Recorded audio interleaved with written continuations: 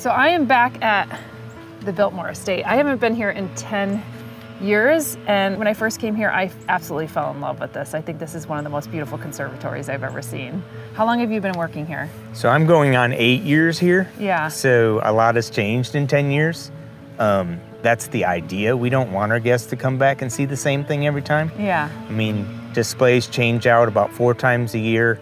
Orchids change out daily sometimes based on their bloom. So whether you come here weekly as a pass holder or once a year, once every 10 years, there's going to always be something different. Yeah. So what is your role here at Biltmore? So my title is the Conservatory Horticulturist. So I'm in charge of overseeing the 7,000 square feet we have here and then some of the support greenhouses. And can you tell me a little bit about the history of this conservatory? So the unique conservatory that you see is old, 1896. So right around the turn of the century, it's some of the older ones in the country. Yeah. You'll see it's built the same time as the house. 7,000 square feet, 8 rooms. The largest room, which we'll be going into first, is the palm room. So it is about 40-foot ceilings, so we can have some of our larger specimens in there. Yeah. And then you'll see an exhibit room, an orchid room, which is just that, features our orchid collection, which numbers around 1,000 plus. We have a cactus room, potting room, hot room, cool room, and a sitting room, which is just that place for our guests to kind of hang out and enjoy. What was really unique about this is that it's not all glass. So you probably have to deal with lighting things too, Sure. because it diminishes the light, but it brings in such beautiful architecture as well. Yeah, the lighting is a challenge, so we have to put plants based on where their needs are and the orientation. Like you'll have south-facing, rooms or north-facing rooms, so you get different light needs. So you got to kind of shift your plants around. But it is still largely a glass house, so we do have pretty good lighting. Yeah.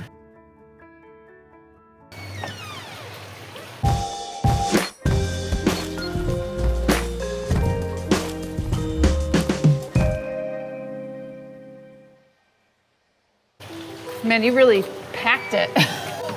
More so than I remember. Yeah, it could be my influence. I come from South Florida. I worked 12 years down there, so tropicals are my thing. Yeah, oh and good. I do pack stuff in. I want you to come in.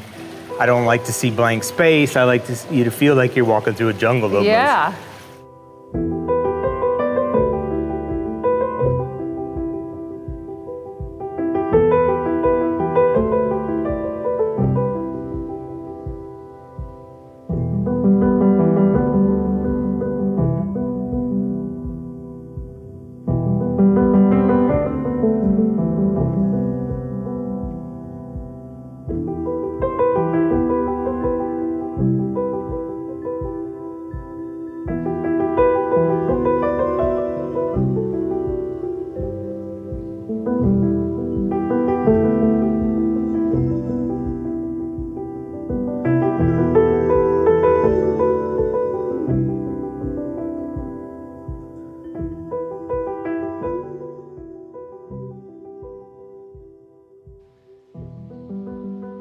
You have some muscari in here, you have some narcissus as well, so you kind of shake it up a bit. Yeah, so right now what you're seeing is our seasonal Biltmore Blooms spring kickoff display.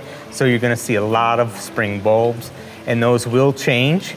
We force them in a cooler, so we put fresh ones in every week for about the first month, and then that transitions to more seasonal flowers like hydrangeas and begonias and things like that. Yeah, okay. Are some of these like original to the house, or do you have greenhouses off-site? How do you fill this, and do you always keep these things here even if you have seasonal displays? Yeah, so what you're seeing here is basically seasonal. Everything is in a pot. Everything can be moved. Right. The large portion of it changes about 4 times a year. Obviously Christmas, we have around 1,500 poinsettias come in, different trees, so things will change. We have 2 support greenhouses out back. That's where we have extra stuff that is brought in as it blooms or as needed. So things change all the time. You can see a color scheme through here. It's generally in the cool palette. And you'll see on the other side, it's a warm palette. So things change based on color.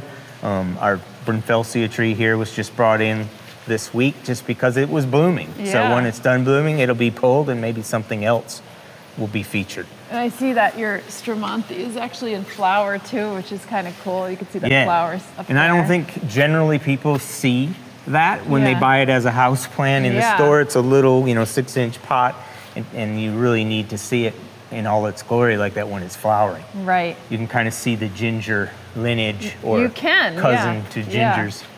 And then what is this actually? It looks like sage-like. It's actually a salvia. It's a salvia, okay. It's a fall blooming salvia that we use, and it was blooming, so again, we bring out things just because they're blooming. We don't want to keep people seeing flowers and things like that.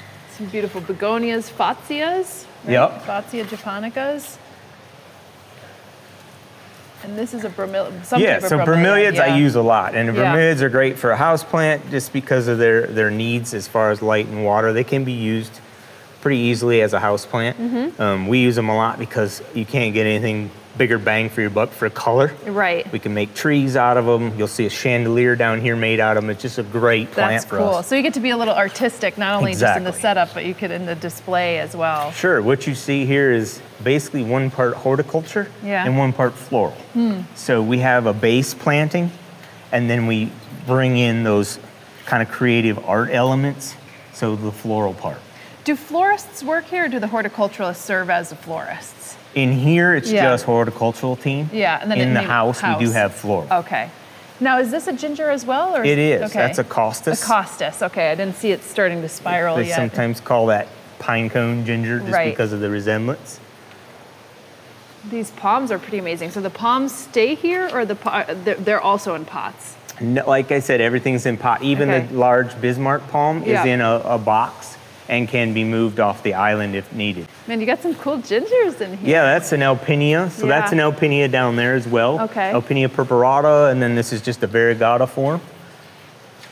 And now, are you always getting new plants in or new kind of things? I'm the type of person who also likes to pack things, and then there's some new plants that come out and you're like, ooh, I gotta make space for that. But how do you temper your desires and needs for the space? So a large portion of what you see is a base planting. We have 7,000 square feet to fill. So there is gonna be a lot of repetition in pothos and things like that for filler. But I'm a plant nerd, I'm a plant geek, so when I'm out and I find something, I bought 2 this weekend, 2 new begonias. They're actually in the greenhouse, kind of young right now, but we're gonna do a begonia display. So if I see something when I'm out, there's a chance that I may buy it and bring it in. Oh, fantastic. And the asparagus ferns are really good at kind of filling in. Yeah, it's a great utilitarian one for us, both the foxtail one as well as the regular long asparagus fern. Here you also see one of your peperomias in bloom. Not that fancy of a bloom, but it's a nice little floral spike. The watermelon one. Yeah, there you go. This is Jenny. This is peperomias are great. Yeah, these are all wind pollinated. They're also great for you don't have to have them in super direct light. This is actually another one. A little smaller leaf, another great house plant. Oh, that's a nice small leaf variety. That's cool. Obtusifolia, I think, is the one you commonly see, but the bigger, chunkier leaf. They're low water requirement, high light, but low. They come from Central and South America, but they're a great house plant. Yeah, and then this one looks like it's separating into 2 almost. Well, so a philodendron, so they're kind of aeroids, and they kind of want to just crawl along the ground. You'll see some of ours are propped up, so they look a little more tree-like, but in their native habitat, they just kind of snake along the ground of the jungle floor. Yeah, a lot of them snake, or they'll find a tree and then they'll snake up it. Yep. Yeah. Here's some of your begonias. I wouldn't know what cultivar these are, what I mean? Angel Wing is that one. Okay. The Maculata, Begonia Maculata was the polka dot one back over there that we passed. That's big, thick. Pretty popular, you can find that. Angel Wing's very popular as well. And then this is some type of Medanilla, right? Sure.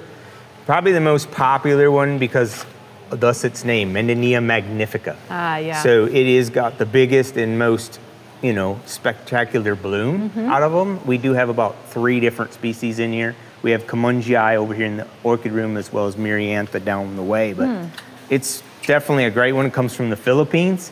Not a great house plant because it needs high humidity and it gets pretty big, as you can see.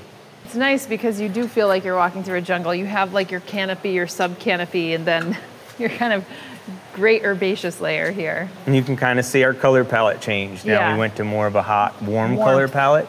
And it's a little shadier back here neon on this side, thus the orientation. We have to be a little careful what we put back here. Just a little shadier. Well, the fact that it's shadier and then you put some of these like neon leaves kind of make it feel like it's a little bit sunnier as well. And then here's your Sanchesia. Yep. This one was in flower. Oh, sure. That was something that I don't usually get to see. This looks like it would be a good hummingbird flower. I think a lot of people don't get the flowers because they don't fertilize enough. And if you understand a plant, you know, it will not give you, like, say, fruit or flower if it doesn't have what it needs as far as energy. It'll skip that process because it wants to save itself. So it's going to save its roots and its leaves. And if it doesn't have enough energy, it'll skip the flower cycle. So I would speak for myself that this one got mealy bugs before I could even give it a flower. Yeah. I mean, we have the same problem in here, even though it's a perfect environment for growing plants, but it's also perfect for bugs as well. So we have to monitor that closely. Well, especially because here you've packed it. Right. And it's much easier for one thing to hop from one to the other. This is a really nice water feature, actually. It's very tranquil. Yeah, and this will change. Again, there where the fountain was a 7-foot bromeliad Christmas tree if you were here at Christmas time. So that will change, come this summer, it'll change to something else. The water feature may go away completely. You know? You can smell the hyacinths too. Yep. It's the season. It's definitely a spring smell in here right now. Yeah. And then here we're transitioning out to that kind of cool. Sure, you're starting to see the color scheme changing. Yeah.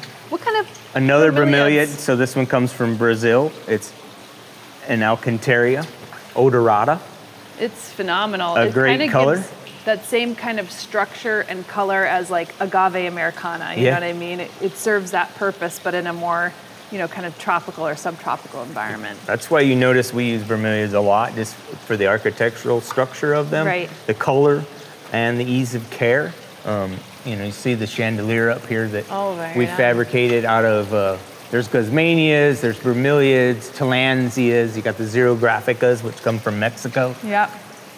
And how tall is this greenhouse? Because now I'm looking up and I'm like, it's actually got quite a bit of height. So this is the palm room that we're in. This is the largest room, and this one goes up to around 40 feet at the top. Wow. So we're gonna have some pretty good full-size mature specimens in here. And now you can see that philodendron. Is that just like an arabescens or like the normal philodendron micans kind of thing that's going up the wall? It is, and then you see what happens. There's that whole phenomenon. I've read different studies as to why is the leaf small in a pot but big on the tree or the wall, and it's been described as it rubs, it releases some hormones as it rubs against the bark or whatever and kind of increases. Interesting. But they definitely change because the upper on that wall looks different than the base plant. Absolutely.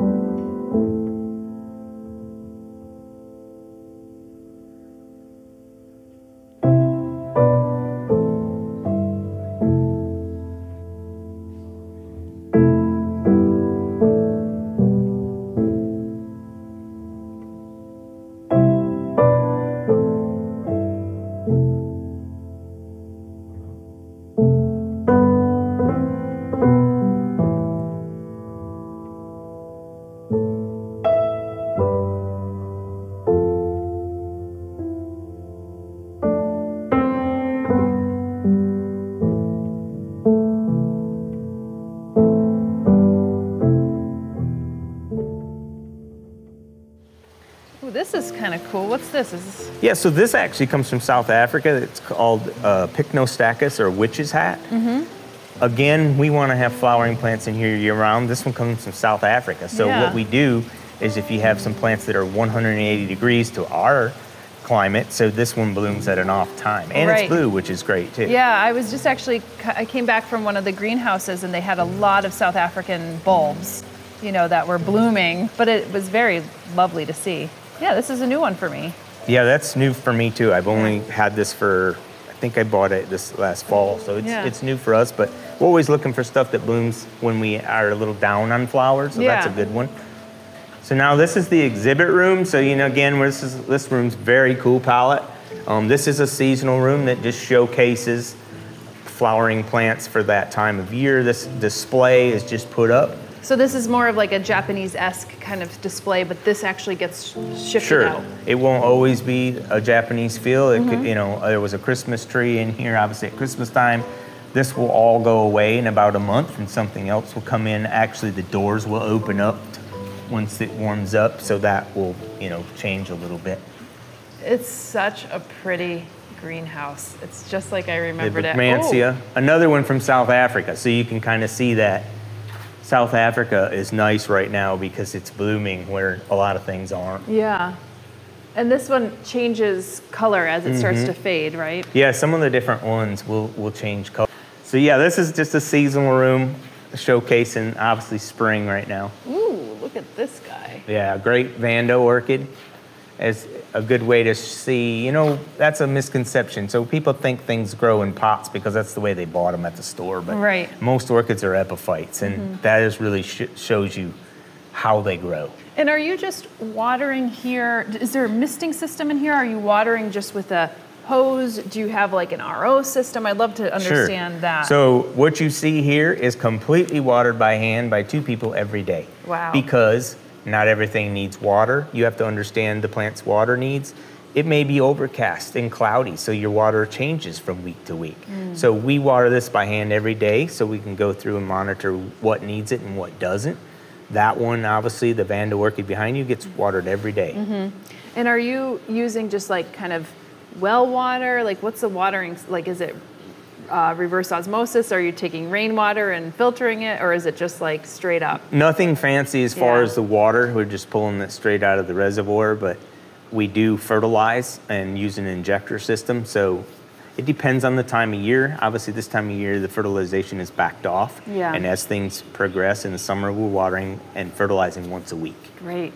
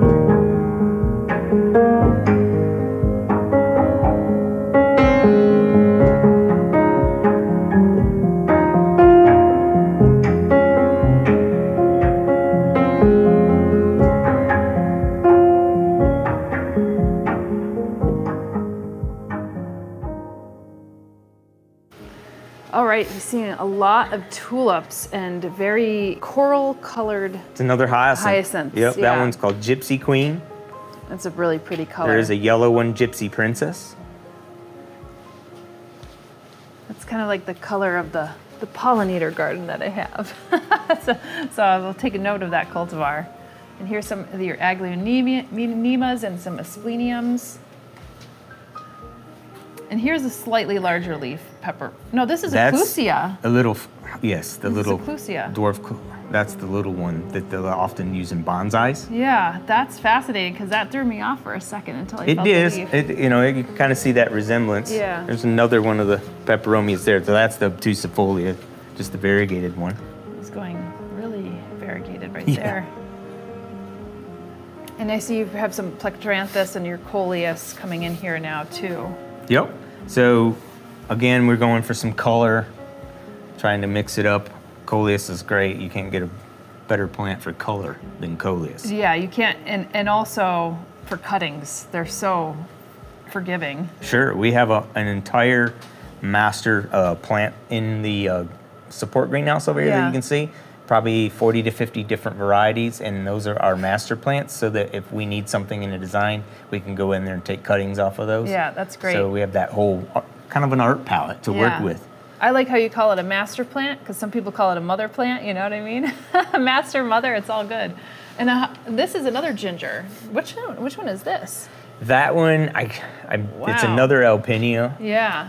I'm not exactly sure on the genus of that one, but it's a great burgundy variety. Yeah, people would love this because that dark-leaved with like the red or contrasting bottoms is something that people really gravitate towards in the houseplant world at the very least. And then here's one of your Euphorbia millii types. Yeah, and that one's from Madagascar. So Madagascar's an interesting place because now you'll have some very arid kind of desert-looking plants, but yet you saw the palms at the beginning, which were from Madagascar as well. So it's interesting. A lot of things from Madagascar look pretty evil. You'll see some in the cactus room over here that have those spikes and stuff. So, what do you have growing right here? This kind of tree. So that is a lang-a-lang. So if you know Chanel No. 5, that is one of the base ingredients of Chanel No. 5 is lang-a-lang. Now that is not Cananga odorata. That is the Cananga fruticosa, so it's the dwarf form. We can't obviously grow the other one in here because it's too high. It'll go right through the ceiling. That's a dwarf species, so we can kind of keep it small and in here. But the Cananga odorata, it's 40 foot tall and very large. Now is this still a ginger or heliconia? Is it, but again, cousins. Okay, yeah. Bananas, heliconias, gingers, all kind of akin to one another. This color is something I haven't seen either of this. Sure. This is a type of...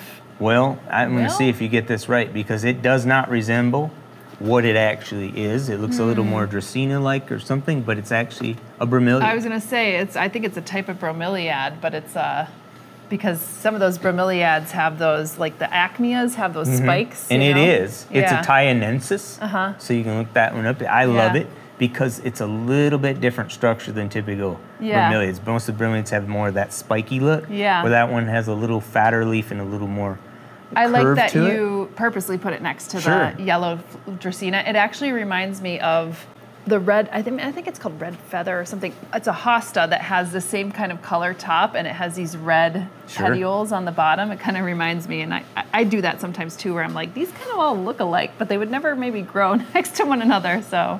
You'll notice a lot of color in my designs because my original background is an art student. I was not always a horticultural student, but now that I am, you'll see the painting with flowers, so to speak. You would be surprised, maybe or maybe not, how many people I've met who've transitioned from art to horticulture. It's like, they're like cousins, like you say, like even these gingers are cousins with the heliconias and whatnot. That's an interesting Boston fern. I think most everybody thinks of the green form, but that tiger, variegated one's kind of interesting. Yeah, it kind of looks like when it's like a little oil spill, like that kind of coloration. Now, how about this guy? Oh, here's another. Yeah, another Brugmansia. Again, it changes as it comes out. It'll actually get a little more darker pink peach color as it ages. We have your formerly known as Calathea, but now that's in Joportia. New genus. Yeah, that's a struggle to keep up with all this changing. Like you learn the names and then they reclassify them, but very quickly. The lancifolia, they call it rattlesnake, Calathea, or however you want to pronounce it. And then this is a zebra plant, and it's, I'm trying to remember the scientific name. Philandra. Yeah, Philandra, Squarosa. I think, exactly. Another Central America, South America. This one is not flowering. I think there is some around here that is flowering. There's one right behind here that either had flowered. Yep, that's past. It's a yellow flower. That one's a little past. It kind of comes out of here. And they do get kind of leggy, like the Dieffenbachias and everything, so. But that one actually responds very well to pruning. So if you cut it, it will branch out from a node really quickly, and Right. you can propagate that cutting and start a new one. Perfect. Or plug it into that plant and make it fuller by, you know, adding another trunk. Perfect tips. This is also like the plectranthus, correct? Yep. Yeah. We use a lot of that. You know, the guacamole one is a little more Yeah. popular just because of its color, but a great easy care plant that we use in our containers for summer and around here. Filler. Teeny weeny narcissus. That's Tate. Tate. A little dwarf one, Oh, nice it's little so adorable. full delicate one. We use that one a lot. Another philodendron Yeah. Siloam. Again, Look I how think thick. when people see them in Florida and places like that, they see them as shorter. See, these ones are being propped up and held up, so they're more tree form, and you can see the height. Yeah. But in the wild, if you got underneath and look, they kind of just snake along the surface Yeah. of the jungle floor. What kind of coleus is this? This is That's it's like that a under feather. the sea collection. So because Ooh. it's supposed to look like an undersea plant or coral. Yeah. That's pretty neat looking. It's like a little feather. Coleus, again, you know, just an endless variety of color and texture. Some clivias that are in bloom. Yeah, again, South America. So that's that South America influence for us right now. You get a lot of use and a lot of color using those South American plants. Yeah. And what about this? This is new for me. So it's another fuchsia. That's an upright one. It's called Gartenmeister. But we have a variegated form of it as well. So there's some pinkish variegation in the leaf. We're going to use that in our designs this year. We just got that. We're growing it in the support greenhouse. This one's also new. It looks like it's past bloom, but what is this? That's Gloxinia, Okay. Bolivian sunset. So it goes into what I would call a semi-dormancy. Right. So right now, actually, you can kind of see it's starting to put out its new growth. Yeah. But it kind of slows down and doesn't do a whole lot in the winter, but it's really striking when it's blooming. So again, our rooms, we have 8 different rooms. So this is the cactus room. As you can see, we kind of highlight the different succulents and cactus. Look at how you stack these in here. Sure. You're such a brave man. This room you cannot work in without shedding some blood. But Yes, absolutely. again, back there, that's a Madagascar plant. So you see, that's Ocotillo, Madagascar Yes. Ocotillo. It's in kind of a dormancy because that's a monsoonal climate. So you see right now it doesn't have any leaves on it, but as the rains come or water comes, Right. it will start leafing out. But It's interesting because it has the species name of Ocotillo, like the Ocotillo in the out west, in the southwest. So, because there's a plant out in the southwest which is kind of looks similar to that, or similar-esque. So you have the golden barrel over here, sure. and then you have some jungle cacti as well, which you would find in a different part of the world. But this is the dancing bones, I think it's called. And it was a ripsalis, but now it's Hadiora. or something. Hadiora, Yeah, exactly. Been Salicornides. reclassified. Yeah. But And then you have another ripsalis over here, Yep. which is the Pilocarpa, I believe. the little fuzzy one, Yeah. another one of those that comes, I believe that one's Brazil, grows epiphytically up in the trees. Mm-hmm. And then you even have some of your sedums. Yep. I The- think, you know, that's a big family, sedums. Yeah. There's a lot of different varieties, both. Those One- have also been shifted over into different genera now. So look at this little spider. He's like, I'm just gonna be like that. That's an interesting plant. That's a cissus, actually. Yeah. And it gets, in the summer, it gets kind of grapevine-looking leaves coming out of it. So it's kind of an interesting plant. Those kind of throw me off when there's some grape plants in the Vitaceae that you're just like, that doesn't look anything like your normal Right. grape that you would be accustomed to. And then you have some agave and some aloes as well. Yep, a little bit of everything in here. Again, when we're out visiting other gardens or shopping, we always try to bring some things back that we don't have. Yeah. Kind of an interesting one probably for someone who is wanting to grow the Euphorbia millii, perhaps. Now this is Geroldii. Huh. So this is thornless crown of thorns. What? So how Mind great is blown. that? Yeah, that is just So a Euphorbia mind blower. Geroldii, but not so mean as the millii. I don't know if I've ever seen that one. No? That's pretty cool. All right, well, good to know.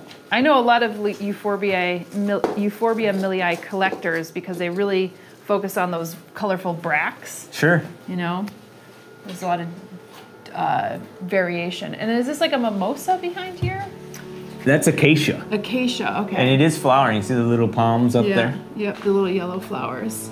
Yep. Which are actually popular in like florist displays as well, when it's like in full bloom.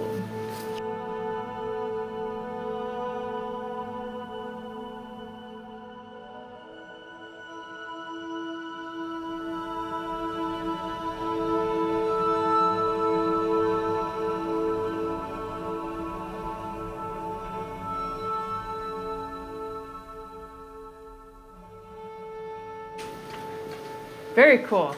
Smallest room of the house, I wonder. It is, Is it? actually the smallest room. Yeah. What's the heating situation here? So it is run by a computer system, and we do have it set. So it is run by a heat that's under the bench here. So it's boiler, hot water. So set about 65, which the optimal temperature for tropical, 65 to 80 degrees. Nice. So we usually don't let it dip below 65 degrees. Yeah. So you can kind of hear it running right now because it's still a little cold outside. So Yes, it is. still running some heat. This is a good area probably to show you the epiphytic nature of the orchids too. Yeah. Just as we talked before that people don't. How are you affixing them? Is it just wires or? Yeah, so at first, until they take hold, we wire them on there, and then once the roots take hold, then you can take the wire off. It's a good way to show people how orchids really do grow. Now there are terrestrial orchids, but a large portion of them are epiphytic. So then they buy that in the store, that phalaenopsis, and it's in a pot. Yeah. They assume that's probably how it grows, but you can kind of see how the roots go up and down the trunk. Should we walk around this way or there's a way? Is that a papaya? It is. You're actually getting some fruit on it. Smaller variety. Yeah. Wymanalo solo. Solo in the variety that doesn't have to have a male or a female. Yeah. It's hermaphroditic, so it doesn't require the cross-pollination. And it's a smaller one. Fruit's quicker because it doesn't have to be as big or tall. Does it have a smaller fruit then as well? It is, a little smaller. Okay. Should we see some of those other houses? Sure, we got plenty. So this is the sitting room.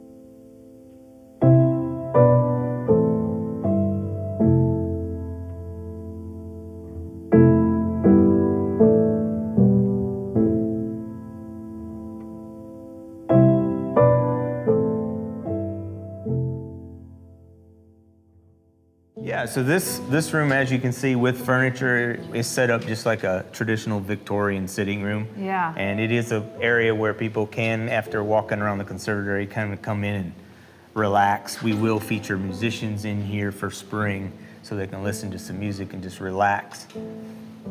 I feel like you'd get a wet butt if you sit down here. It's like Right now, you would, because the first 2 hours of the day are spent watering, so it's pretty wet until things dry out. And these are your calamondins you were mentioning. Do you know what kind of cultivar these are? That is a cross. It's a hybrid between a kumquat and a tangerine, I believe. Right. But they have some that are like, I can't remember the names of them, some that are more round and then some that are a little bit more ovate. Well, that's the kumquat lineage. Yeah. So the Miwa is the round, and I think the Nagami is the oval. That's right, okay, yeah, something like that, yes. Okay, you got some nerve plants. Yep, Fittonia. Yep, and then some of the muscari again. Yeah, it's nice to see, everybody, I think, generally thinks muscari is purple or blue, so throw some white in here. And that's a little bit more the theme here. It feels very bright, Yep. It feels white. You have the spathiphyllums here. This is a neutral color room. We do sometimes do weddings in here, so keep it kind of neutral, white and neutral colors, so that this blends with whatever the brides may be using for color. I love this display. This is one of the displays that I remember last time. This is packed more full. Right. Than I think I had, I remember a photo I took and I think it had like a fern coming out of it or whatever, but I love this use of like the Victorian birdhouse as a display tool. Yeah, there's actually another up here if you want that we Oh yeah, got hanging. It's like bearded. It's a great use of an item to repurpose it and make it into a plant display. The Tillandsias work great on it. I think I actually sourced some of my bird cages after I came in and I saw this, and I was like, that's cute. And I think I sourced like maybe 2 or 3 little white bird cages that I still have at my place in Brooklyn. I'll need to bring it to my new place, but and I just had little pots in them as well. Not as of a green display here, but it's great. It's just like any old epiphyte, could grow right on it. Well, that's good. I mean, a lot of what we do, we don't do just for ourselves. We do for our guests. So that's nice that you took something that we did and took it home and redid it. And I should say the Norfolk pine, which is like quite common around Christmas time, but it is a much more tropical kind of plant. Yeah, it's a nice texture. I mean, when you run out of color, sometimes you switch to texture. So you'll see a lot of different leaf sizes and textures mixed in. That's a good spot in that room. The direction this way? Yep, okay. We've already gone that way, so we're kind of snaking our way through. This one is the orchid room. Right. So where we're going to showcase our orchid collection. Yes, and we're going to do a separate episode on the orchids, so we'll only briefly show you a little bit of orchid space. Little bromeliad display over there to kind of showcasing some of the different amazing colors of bromeliads that you can get as well. And look at that Schefflera, my goodness. Yep. That's crazy. Huge. That one's days, I would say, are numbered, unfortunately. Maybe what you see here has a roof height, and eventually things get too tall or too big. I mean, the Ficus lyrata have already hit the ceiling a couple times, and we pruned them back. Or the fan. Eventually, we're going to have to bring in new ones that are smaller. Right. I remember this is one of the other plants that I had seen growing here, and I had no idea what it was at that time. I thought it was so beautiful and so unique. It is an orchid, and that is the flower right along the midrib there. You can see the little flowers. Oh, your Strongyloidin vine is in perfect bloom. Timing. Oh my gosh. Only blooms, for about a month a year, and you're here, happen to be here. There's so many times where we've been to a place and it is never in bloom, and yours is like full in bloom right now. This is incredible. Look at that color, isn't that? It looks like it's tie-dyed or hand-dyed. That's one of those plants that your challenge is to find another plant that color in the world, because it's really unique. I've never come across another plant that jade green color. No. I guess thus the name jade vine, but. Yes. That is just so phenomenal. I think maybe the last time we saw this flowering was at Logie's greenhouse in Connecticut.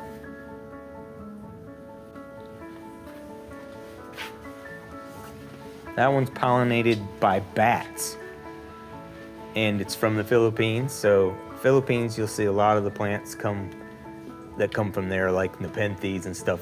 I like that high humidity and grow up in the canopy of the trees. And are these is this a Liquala? It is, Liquala grandis. Definitely one of the more showy fan palms. I always wish that was like a better house plant. It could be, I'm afraid to kind of venture into it and lose it, because they are phenomenal plants and they seem to be okay in the understory, but I don't know if I would be able to give it the thing that it needs. This is a Chamadoria? Yeah, it's that metallic, they call it the metallic palm. Or, it's, you say house plant, and I think that is the important thing to remember. A lot of guests will come through, well, what do I do? How do I grow this, or how do I grow that? I say your first thing to remember is there's really no such thing as a house plant. Yeah, that's true. They all came from these tropical places, and what you're trying to do is find one that best adapts to your environment. That's correct. So that's why some things like Dracaenas or things like that. A lot of these became houseplants because they are in that kind of 65 to 70 degree temperature that we like to keep our house. But you walk through these and you recognize how much more humid it is than you would typically have in a place, at least for an extended period of time. Maybe it gets that way a little bit in the summer months and whatnot, and you could cheat a little bit and put them outside, but in a shady place, but you don't have that often in the winter months. Here's another one that's actually in bloom. And that's a velvet leaf one. Yes. As you can kind of feel it. It has a kind of little bit of a texture to it. Phenomenal to see that this is in bloom. And actually, when you see them in bloom, you could understand why the calatheas have been put into Japortia, because they do have two different kind of flowers. So I just think it took a while for the taxonomists to catch up with that. See, there's a lot of anthurium types here. And then what is this? So that is it's Panama rose, Rondelidia. It works really well for us. It resembles pentas. So they call it bush pentas as a common name. You know, common names are a little misleading sometimes because it's not a pentas. Rondelidia is its name, or Panama rose. But it's a great one for us because it flowers off and on all the time. Are these the parrot tulips? Or it's a fringed. Fringe, so okay. fringe would be the class that it belongs to. That one's called Joy of Spring. It almost looks like, I'm not a drinker, but like those fancy drinks where they put the sugar crystals on the edge of the drink cup. It reminds me of that. So there is your yesterday, today, and tomorrow that you were. So that's Brunfelsia passiflora or grandiflora. So when they come out, dark purple, the following day, light purple, final day, almost white to pale purple. And here's some of your Rex begonias, right? Yep, and we're just starting to bring those back out. They go a little bit semi-dormant for the winter, so most of those are kind of in our support greenhouse, and once they start showing off again, we'll bring them out. This looks like a spider lily in a way. It is. So Crinum americanum is the spider lily you see growing in Florida along the marshes and the swamps. That's Crinum americanum, and Crinum asiaticum.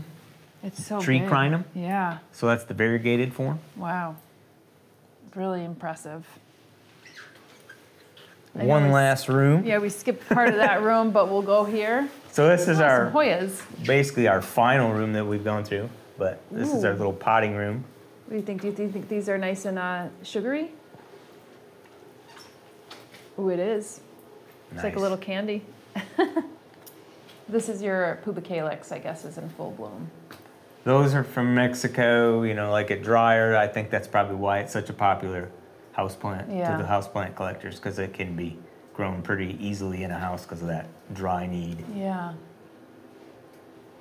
And here's some of your jades. Is this like the jade golem? Or? I believe that is. Yeah. It's a more dwarf, compact variety. And is this still your magnificum? It's another magnifica. Okay. Yeah. You kind of have 3 cycles of those. When they first come out, they look more like that, the sheath. And then they bloom, and then they almost look like grapes in their final cycle. Yeah, the grapes, they really do. And they do call it rose grape sometimes for short, but. Now, is this a ficus? It is, and it's actually the New Zealand Christmas tree, I think is the common name. Huh. Comes from New Zealand and Australia. We just use it for that great color that it has, that blue-green. Yeah, and that It's kind very of large. color. That's a small one that we've been growing and training, but it gets to be a very large tree.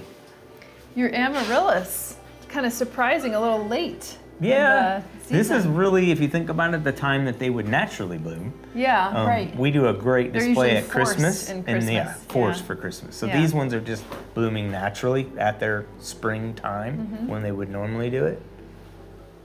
Here's another wonderful peperomia. Yeah, that's a great blue-green color. And then here is one of your hastatums, right? Philodendron hastatum, the sword, kind of silver sword. This is about to bloom, though. Yeah. Yeah, look at that. Not something that you see every day. Yeah, this one's where we're kind of trying to train it to grow up the facade of the building there, give it a little place to hang off of. Well, this is just phenomenal. I mean, we have a whole other section down here, but I think we got the sense of the conservatory here. And again, I still stand by this statement, at least it's my opinion, but I think it's one of the more beautiful greenhouses and conservatories that I've been to. Just the outside, inside, and you've done a phenomenal job like packing it all in here. Well, thanks. We appreciate you coming and and seeing what we do. Yeah. Hope to come back and see it when it's different and come at Christmas time. It's never going to be the same, I promise. Yes, seasonal displays. So if anybody's in Asheville, definitely check this out. If you missed the historic garden tour at Biltmore, then check it out on our sister channel, Flock Finger Lakes. And if you enjoyed this video and continue to enjoy what we produce, then do give us a like and a follow. It really helps the channel grow and allows other folks to find us as well. And if you're interested in more plant-filled information, visit our website, homesteadbrooklyn.com, and also houseplantmasterclass.com for online courses. And of course, there's always my book, How to Make a Plant Love You. Cultivate green space in your home and heart. See you in the next episode.